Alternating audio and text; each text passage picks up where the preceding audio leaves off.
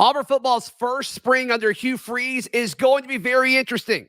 We'll tell you why on today's Locked On Auburn. Freezing temperatures are likely for several hours inland and a few hours closer to the coast. Yes. You are Locked On Auburn, your daily podcast on the Auburn Tigers. Part of the Locked On Podcast Network, your team every day. Yes, welcome on into Locked On Auburn, your daily Auburn Tigers podcast. I'm your host, Zac Blackerby, and thank you so much for making Locked On Auburn your first listen every single day. Joining me as he does most Fridays when the schedule allows, Justin Ferguson. Happy Ferg Friday to you, my friend. Good to chat with you. And man, it's been a busy offseason for Auburn already, and it's just going to heat up. And obviously, spring will be here before we know it. But looking at the roster situation and how Hugh Freeze chooses to manage the roster, we've seen that he is okay relying on the transfer portal, at least in the short term, because there are a lot of needs on this roster. But just for folks that are aware, you get 85 roster spots.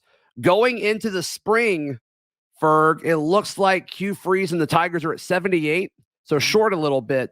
But what's interesting, Ferg, is, and different places have different numbers, but most folks either saying you're going to have 89 or 88 scholarships once this full 2023 group of freshmen come in. So there's going to be processing to go around. What do you think this looks like from a day-to-day, practice in and out at spring? Yeah, I mean, I think you're banking on the fact that you're going to have guys who want to go elsewhere. And, it's just not with the transfer portal the way it is now. You think about processing, you think about back in the day where it was like, oh, we oversigned and we got to get dudes out of here. A lot easier in the transfer portal era when you are when you may be over scholarship numbers like heading into the fall, because guys can go and play immediately. You're not like taking away a dude's chance to go play somewhere. So it is really interesting, because I would imagine there are some position groups on this team where, after you get through spring, you're just like, okay, where do I fit in? Is there a shot for me to get on the field? If I'm an older guy, and I'm not, in the key plans for what's going on for my side of the ball, then that's going to be a situation where you probably make moves. And I think we see this all the time in the spring. We look around, we see, okay, this is where I stand. Maybe I can go somewhere else and play more. And I would imagine that's going to happen, because right now you're in a good spot, right? Like you said, like you're 85. You just need to be at 85 or below by the time fall rolls around, right? And as long as Auburn doesn't keep signing like a ton more guys and nobody leaves, they should be fine. But it is going to be interesting to see just kind of where it all shakes out, because they have done a really good job, I think, of adding talent to this roster. But knowing good and well that when you add talent, that means that's taking away potential opportunities from other guys, especially some guys who might have been here for a while. Yeah, and we've talked about it a ton, and you guys have probably mentioned it on your pod as well, Ferg. But there are some guys who we're just kind of expecting when they graduate after the spring semester that a lot of people are going to say, hey, it probably makes sense for you to leave, but you can't transfer quite yet because you've got to graduate. But outside of that, I mean, what are you expecting in regards to what that process looks like? Do you just not play them as much if you're a coach? Do you not play them as much with the ones and twos and just kind of hope they catch it? Or do you think they sit down and have those conversations in Hugh Freeze's office and say, hey, you're not in our plans in 2023 and you don't have a spot here? What do you think that looks like? I think you can pick up on it with, where you sit in a depth chart, and once you get to 8A and it's like, okay, this is where I am on this side of the ball. This is where I am in this pecking order. And before everybody breaks for summer, there are meetings with the coaching staff and the players like, hey, this is what we think of you right now, or hey, this is where we see you at the moment. And then guys have to take that information for themselves and move on. I mean, you look at Auburn's roster, and again, with the thing with scholarships, it's like there's some guys that have gotten scholarships here in the last couple of seasons. You're like, okay, does that keep going moving forward? Like these former walk-ons that get converted. Oh, right. Yeah. I don't know. I don't know those answers. But when it comes to counting, does that play a role into it as well? I'm looking at two specific positions where I think, okay, there might be some movement, and not wanting to like call out guys specifically like this dude or this dude, this dude. Yeah. But I'm looking, there's a lot of linebackers, and it's a position group that you added more talent with when you bring in, Austin Keys, DeMario Tolan. There's a wad of linebackers there that, I mean, right now, the way I look at inside at box linebacker, I got Auburn down with 10 guys right now. And there could be some flexibility. Some guys could be kind of edge rushers and stuff like that. It's like, so in no particular order, you got Keys and Tolan that transferred in. You got Cam Riley, who was a starter last year when he was healthy. Yep. Robert Woodyard. Yep. Wesley Steiner. Yep. Cam Brown. Mm-hmm. You have Powell Gordon in there. Do you have him? Yep. I have Powell Gordon there. Desmond Tisdale. Uh-huh. Gina Sante. Uh-huh. And then a guy former walk-on, Jake Levant. Right. And so it's like, are you going to use 10 box linebackers this year? Probably not. I mean, you are going to move any of those guys to edge. That was kind of my question. Is I assume one of those guys or two of those guys could possibly play edge if you don't get another transfer. I think for depth purposes, I like the potential of maybe moving Powell Gordon out there because that is what he played in high school at Auburn High. And he was really good at it. I think that could be a position where he plays. But yeah, do you have a situation where every one of those guys in that linebacker room are like, all right, I know my role and I'll be ready to roll with it. The other position group, oddly enough, is the position group where Auburn's added the most this offseason. That's defensive back.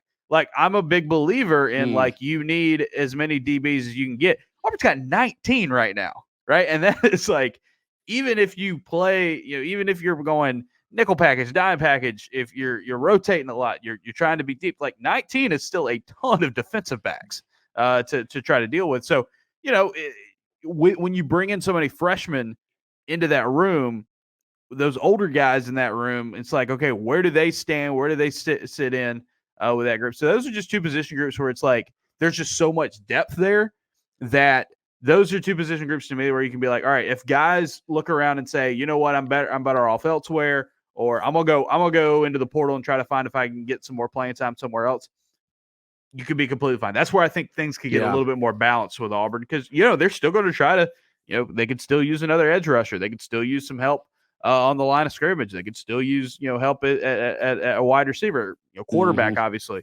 So, like, there is still some wiggle room, but those two positions in general, like, they are very, very deep compared to how many guys you usually play back there. So that makes me wonder just kind of what that all looks like in the spring. It is interesting, though, because at the defensive back room, and so we're counting corners, both safety positions, and that nickel/star position.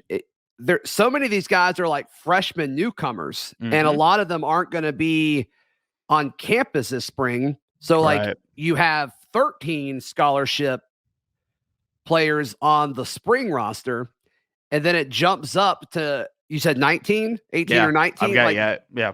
It's like that's pretty wild because those aren't the guys that are going to transfer, right? Like, the freshmen coming aren't obviously going to be the guys that are going to transfer, and so.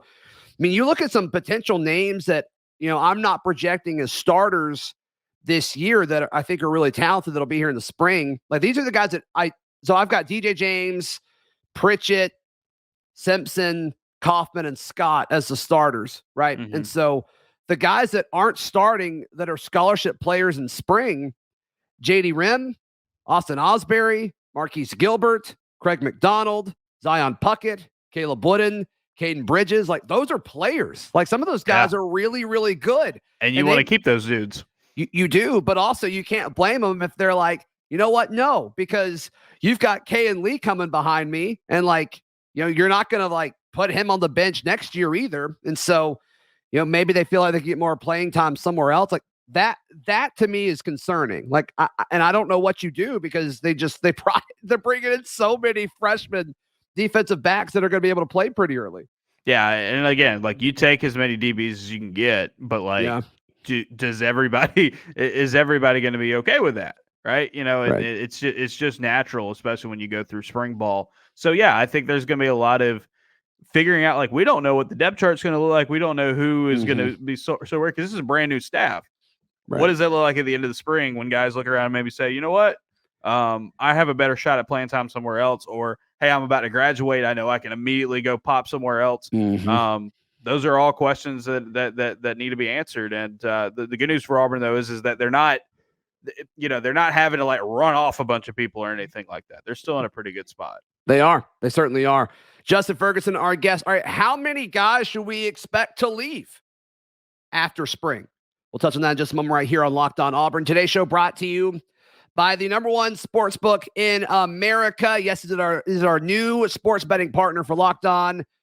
FanDuel, they're the number one sports book in America. And if you're new to FanDuel, it's even better because they have so many features that make betting on sports fun and easy. And if you're a new customer and a new viewer or a new listener, you can join today to get started.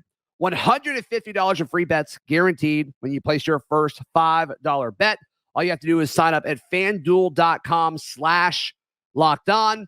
FanDuel has all your favorite bets from the money line to point spreads, player props. They've got it all. It's all on an app that's safe, secure, and super easy to use. Once again, place your first $5 bet to get $150 in free bets, win or lose. FanDuel.com/LockedOn. Make every moment more with FanDuel, the official sportsbook partner of the NFL. Justin Ferguson of the Auburn Observer, our guest today. And so looking at it, some folks are saying 88, some folks are saying 89. Regardless, 4 guys need to leave in order for you to have an eligible roster for the fall, right, Ferg? But also, I just got the feeling that Hugh Freeze is going to want to add more guys through the May portal, maybe even a quarterback. We'll have to wait and see. But do you think that means like 8 more guys leave? 10 more guys leave? What do you think that number is? Potentially. It'll be interesting. Like I said, the one thing I'm really curious about this whole situation is like, what happens to guys that get put on scholarship that were former walk-ons? Is that something that keeps going? Like, I don't have those answers. I don't have an official count. And I know there's some like black magic you can do with counting and guys that are eligible or not to see where they can all end up. But I mean, I think there is going to be some more movement for this team, and it's just natural. Also, like, you got to keep in mind with some of these guys, or a lot of these guys, you look up and you're like, oh, this isn't the staff that recruited me. This isn't the position, coach that recruited me. These aren't the coordinators that I signed up for. Not saying it's a bad thing or anything like that, but it's just like, okay, if this has changed and I don't know, I don't feel like this is exactly what I signed up for, maybe you move on and go somewhere else. Mm-hmm. Yeah. Then if you want to look ahead to like 2024, there's 65 spots right now. If like everybody just stayed, nobody transferred or anything like that. And that seems a little low. You probably want that up a little bit. Yeah, you would probably bank on more transfers just because it is the portal era. Maybe some NFL guys going at that point. But this is an interesting roster for sure, because you didn't lose like a billion guys on your team. You lost between the portal and graduation, all that. I think it was like 25, which is kind of like a standard roll them in, roll them out class. But obviously when you have a new coaching staff and you're trying to put your stamp on it, and like, this is where we want at this position, these are the type of guys we want at this position, it does make for some really interesting numbers. Yeah.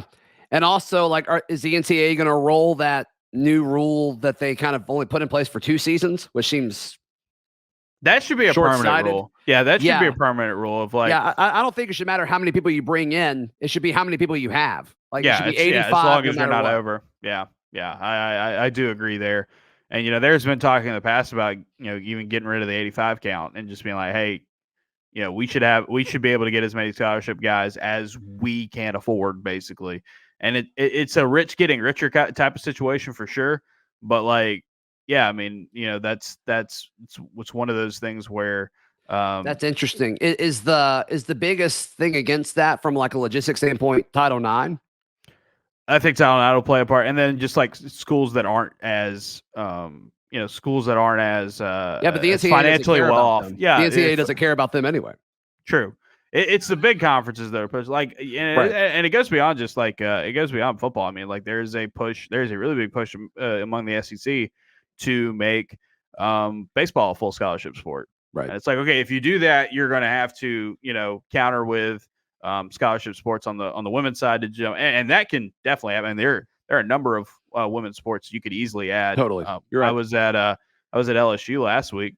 They've got a nice big beach volleyball facility there, and that is a sport that's continuing to grow, throughout the Southeast. And I think that's you can always find it. I mean, there's when you're dealing with a place like Auburn. I mean, you look at the TV money rolling in, you look at the facilities and all that. It's like the money's going somewhere, right? The money's going to always be in that be available. So it'd just be very interesting, because I think college football, between NIL and the transfer portal, and I think just the NCAA is having to try to figure out ways to stay ahead of the curve here, because they have been playing from behind for so long. This whole thing could look a lot differently in a few years. Yeah, I do wonder how much, if we will see more preferred walk-ons, though, and just their NIL deal includes scholarship money. That's what baseball's doing at pretty much every major thing, is like, I want to just make sure everybody has school paid for. And you're seeing that at Auburn, you're seeing that at other places too. So like the Christian Burnett kid, like, I just feel like he got NIL money. Like he's a preferred walk-on, but I mean, that dude can play. Like that guy could have played in a lot of places. Yeah, you're going to have to be creative, I think, on that end. And I think baseball is a great example, because you've been able to do that for forever. And also, like, especially in some of those states where, you can have, full scholarships, Georgia, places with lotteries where they're able to be like, okay, well, we don't have to give you a full scholarship, but your school's going to be completely paid for if you come play ball here. That's right. Yeah, you're just getting money on the different side of it.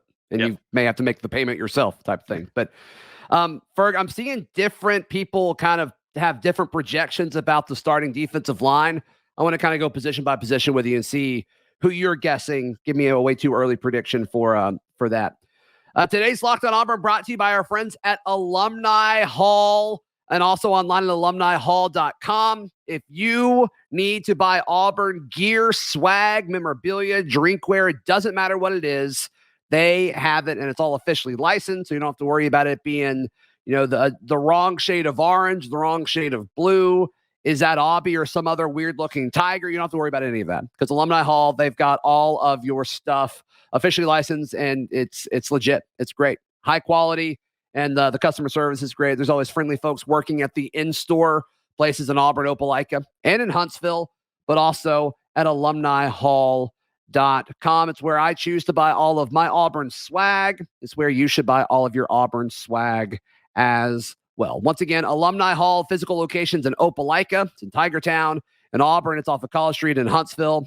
I don't know. I don't live in Huntsville, but they have one there, I promise. And you also order online, alumnihall.com. Justin Ferguson of the Auburn Observer, running through the defensive line, the potential starting defensive line. Do you think Keldrick Falk starts at edge, or do you think it's a veteran guy like Elijah McAllister that came in from Vandy, or do you think it's the guy who's been at Auburn the longest, Dylan Brooks? Yeah, that's a fascinating question, because it's wild. You can make a case for all three. You can make a case for all three. I think spring ball is going to be really fascinating for those guys on the edge. Elijah McAllister is a guy that I think you look at in projection wise, what he did at Vanderbilt, what he had coming in, a lot like Marcus Bragg, where it's like the stats aren't going to blow you away. But as we saw last season with Marcus Bragg, like, can make impact plays because he's a dude who's been there before, and you need those kind of bodies. Keldrick Falk's really, really interesting.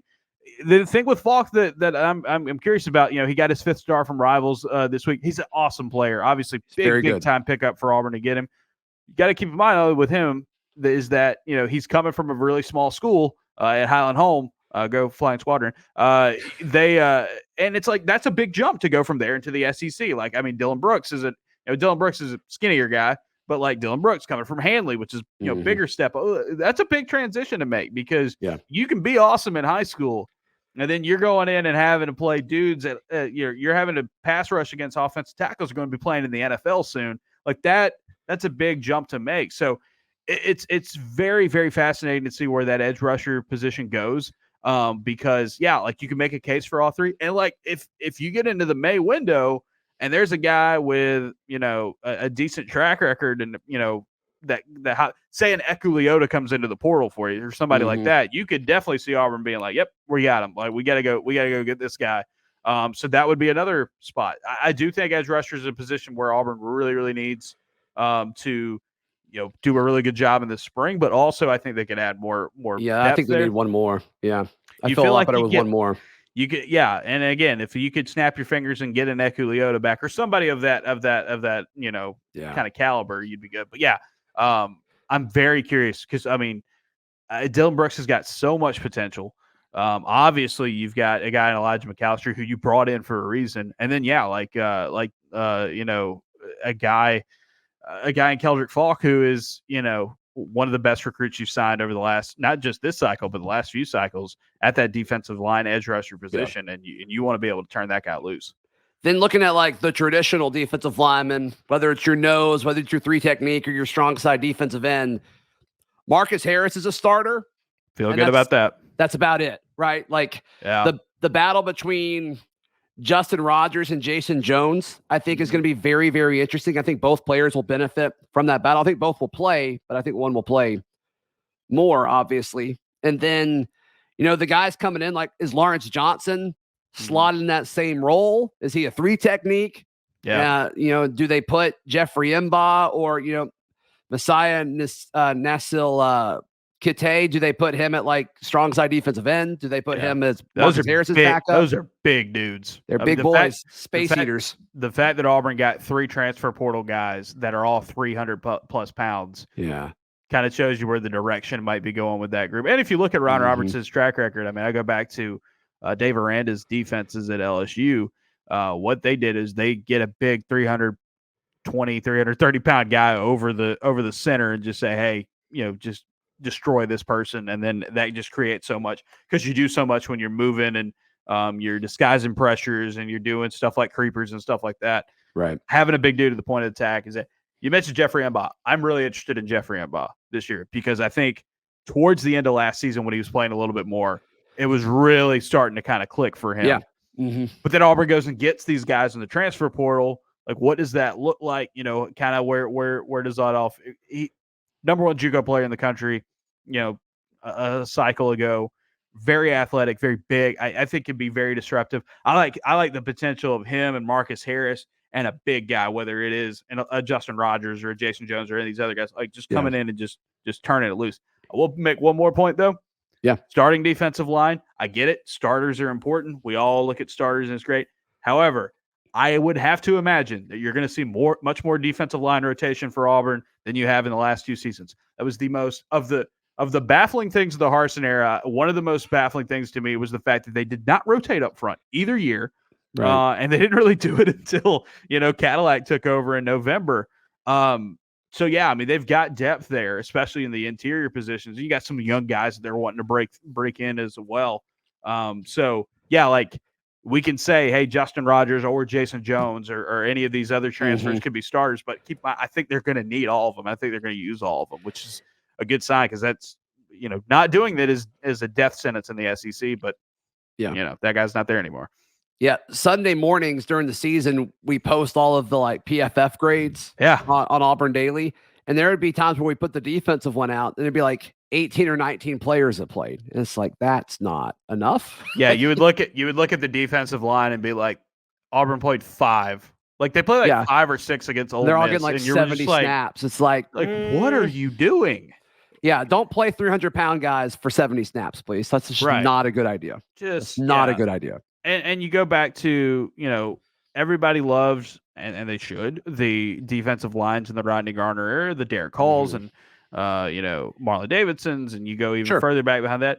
The key to those guys is that they were able to rotate. And then in the fourth quarter, they were fresh enough to turn it loose. That was just not the case. As good as Colby Wooden and some of these guys were, it gets hard later in games. And so you should have a much bigger rotation this year, which is a great sign for Auburn. They're building the depth to do that. Edge rusher could use some reinforcements for sure. Ferg, what you got going on, brother? How can people give you some love and support you? Yeah, AuburnObserver.com. All of our newsletters, all of our podcasts get sent straight to your email inbox. Whole lot of basketball and football going on right now. Big mailbag tackling both those topics out today. And we've got plenty of stuff going on. It's a great time to sign up, and we'll be getting closer and closer to the start of spring ball, which I'm looking forward to because spring football is always a really fun time, especially coming around at the end of basketball season. So busy time. AuburnObserver.com. Sign up there. It's $6 a month or $60 to get a full year. So you get 2 months free if you do go ahead and put the full year out. Yep, worth every penny. I subscribe to it. Check it out, auburnobserver.com. You can find all my written work at auburndaily.com, and we'll see you tomorrow. This has been Locked On Auburn.